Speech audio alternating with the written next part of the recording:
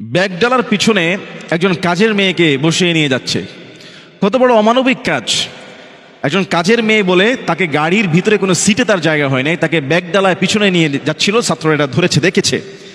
আসলে আমরা আমাদের কাজের মেয়েদেরকে দিয়ে সমস্ত কাজ করাতে পারি, কিন্তু তাদেরকে আমরা আমাদের মতো একটু সম্মান দিতে জানি না। বিভিন্ন জায়গায় দেখা যায় যে যখন ট্রেনে যায় নিজের সিটে বসে কাজের লোকটাকে নিচে বসায় রাখে, বাসে গেলে নিজের সিটে বসে তাকে নিচে বসায় রাখে।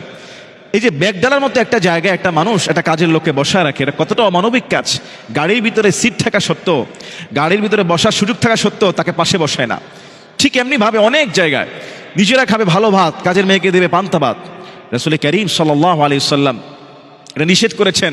তিনি বলেছেন, তুমি নিজের জন্য যা পছন্দ করো আরেক ভাইয়ের জন্য তা পছন্দ করো।